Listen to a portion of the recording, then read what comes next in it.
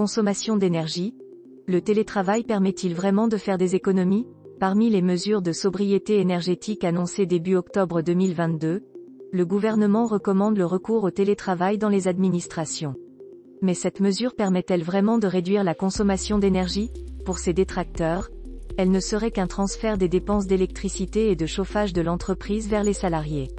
Décryptage d'une mesure qui fait débat.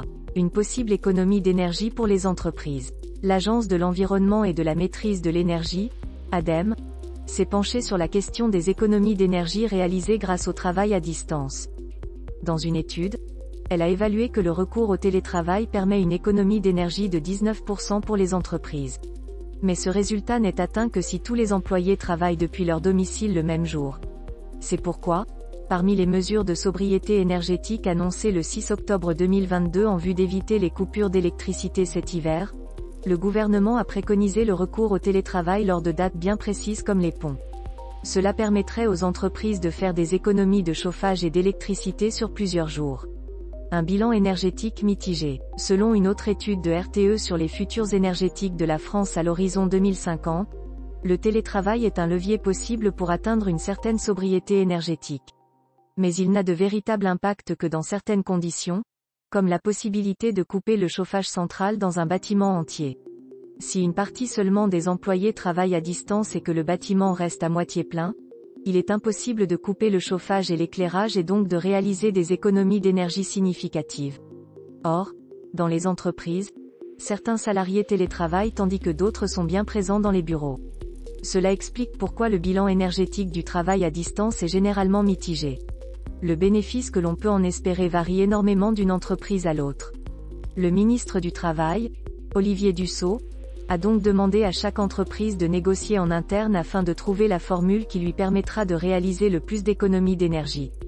L'organisation du travail est à repenser avec, par exemple, le recours au flex office, une formule où les bureaux ne sont plus attribués à tel ou tel employé, ou le regroupement des jours télétravaillés sur 4 jours consécutifs.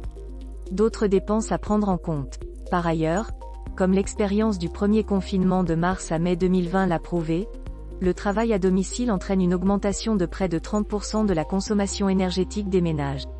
Pour compenser cette dépense, le gouvernement a annoncé que les fonctionnaires qui télétravaillent percevront une indemnité revalorisée de 15%.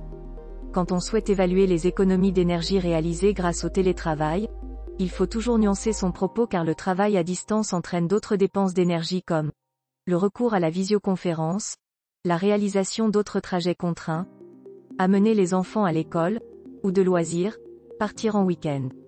Or, d'après l'ADEME, certains effets rebonds peuvent atténuer ou même annuler le bénéfice énergétique du télétravail. La ministre de la Transition écologique Agnès Pannier-Runacher a annoncé sur RTL lancer une expérimentation en fermant 4 bâtiments de son ministère le week-end de la Toussaint pour voir si des économies d'énergie sont faites, et pour recueillir le ressenti des salariés sur leur consommation, avant une éventuelle extension de cette mesure aux salariés du secteur privé. Une solution efficace pour réduire les trajets domicile-bureau. Dans ce bilan mitigé, la seule certitude est l'impact du travail à domicile sur les transports. Le recours au télétravail permet en effet de réduire voire de supprimer complètement les trajets domicile-bureau. Selon les calculs de l'ADEME, un jour de télétravail permet une réduction de 69% du volume des déplacements du salarié, par rapport à un jour où il se rend au bureau. L'ADEME a également calculé que la généralisation du télétravail permettrait d'éviter quotidiennement 3,3 millions de déplacements, soit 42 millions de kilomètres. Vous l'aurez compris, quand il est question de sobriété énergétique, il n'y a pas de solution évidente.